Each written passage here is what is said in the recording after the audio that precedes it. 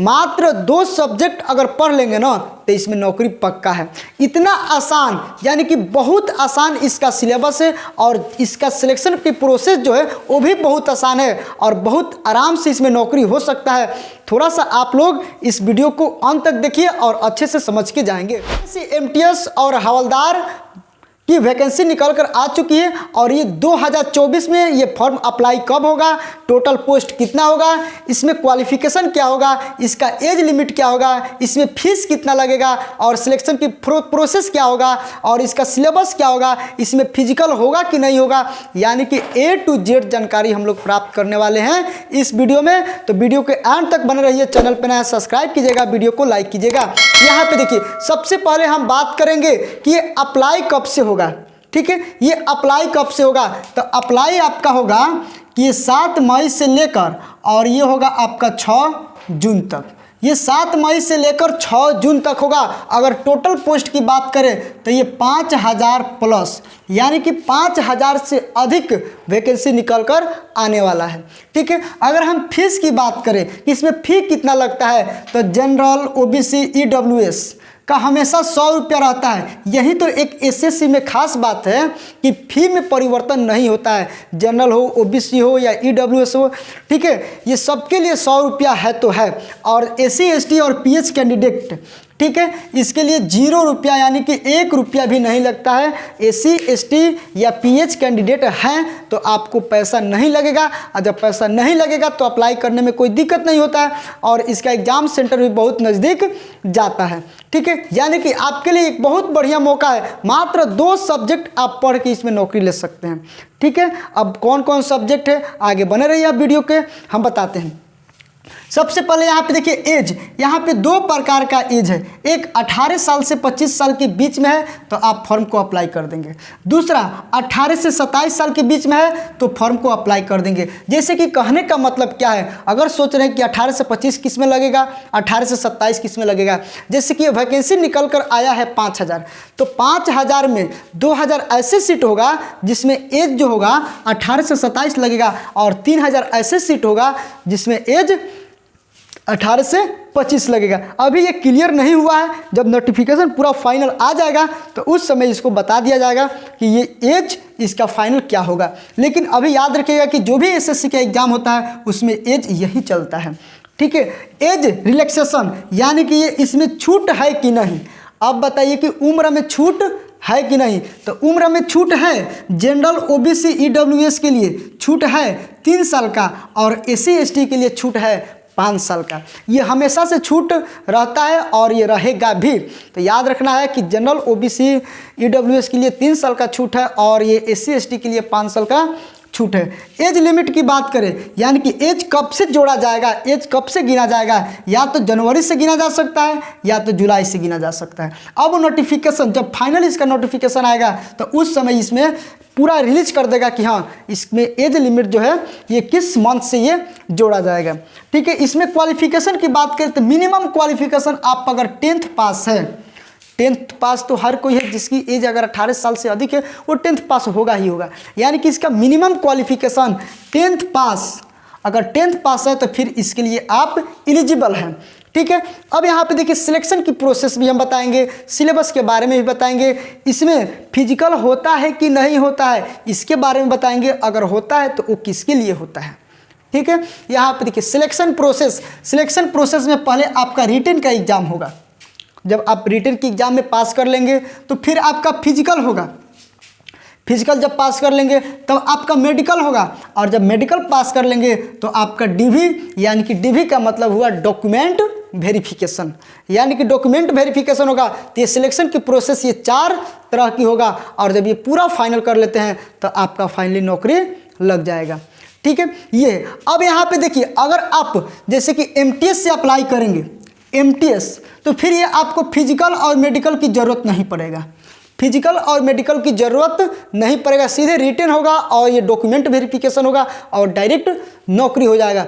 अगर हवलदार से अप्लाई करते हैं, हवलदार का काम होता है कि वहीं ऑफिस में ये गेट के सामने खड़े रहना, अगर और जो भी काम होता है जैसे कि लेबर कोटा के उसका काम करना, ठीक है। फाइल को इधर से उधर, उधर से इधर करना, और एमटीएस जो होता है वो जैसे कि ऑनलाइन जैसे काम होता है वो सब काम करना, ठीक है। यानी कि ये हवलदार में फिजिकल और मेडिकल लगेगा। फिजिकल में भी बताएंगे आप लोगों को कि फिजिकल में रनिंग लगेगा कि नहीं लगेगा, हाइट लगेगा कि नहीं लगेगा, सारा चीज़ हम बताने वाले हैं, ठीक है। तो याद रखिएगा कि हवलदार में अगर अप्लाई करते हैं तो सारा चीज़ लगेगा। अगर हवलदार में अप्लाई नहीं करते हैं, एमटीएस में अप्लाई करते हैं तो सिर्फ रिटन और डीबी से काम चल जाएगा, डॉक्यूमेंट वेरिफिकेशन के काम चल जाएगा।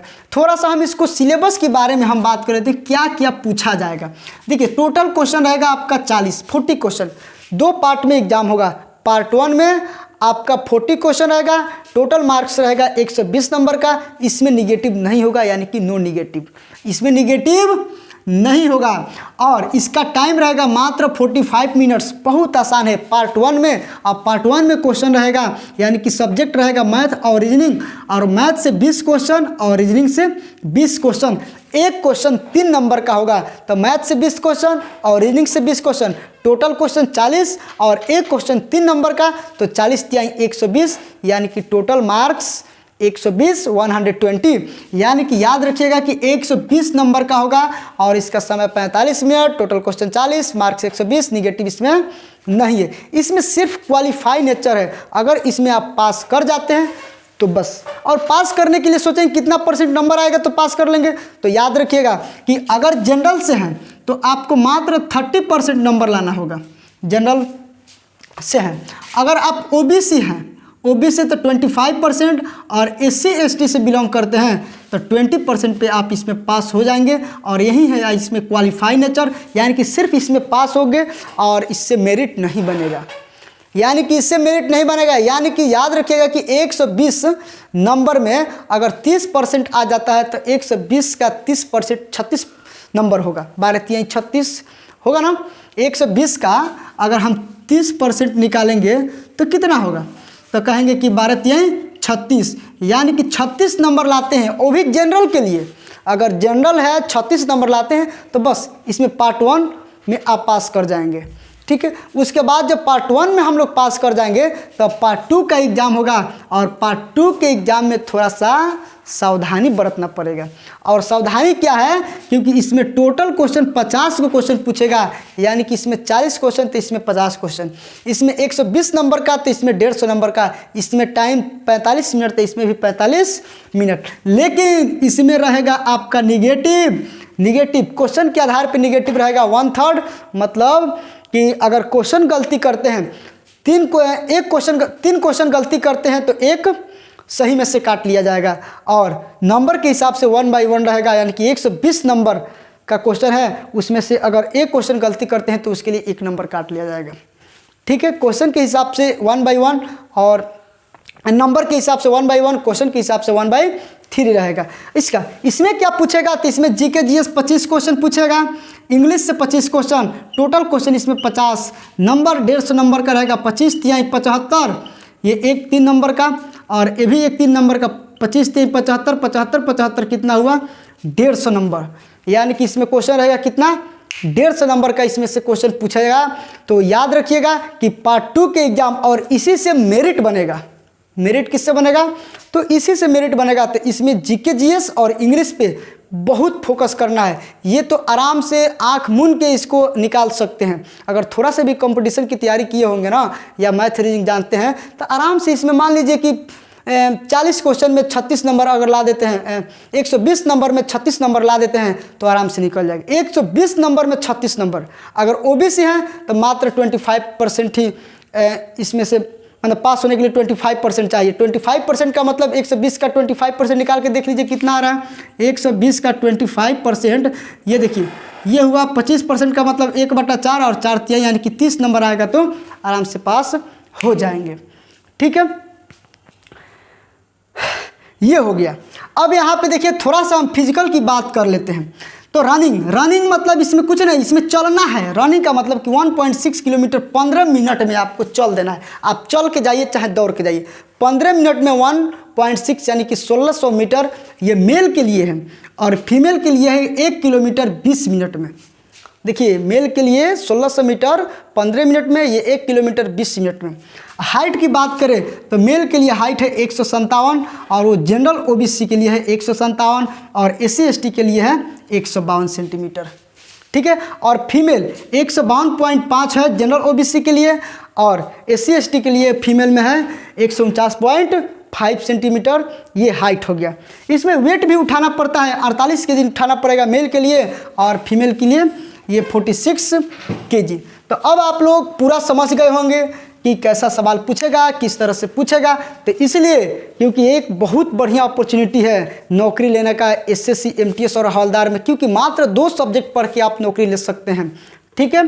तो चलिए, अगर ये पूरा समझ में आया है तो लाइक कर दीजिएगा और चैनल पर नया सब्सक्राइब कीजिएगा। कमेंट बॉक्स में अगर जो भी आपको डाउट है तो कमेंट बॉक्स में डाउट अपना पूछ सकते हैं। चलिए मिलते हैं नेक्स्ट वीडियो में, तब तक के लिए बाय, जय हिंद।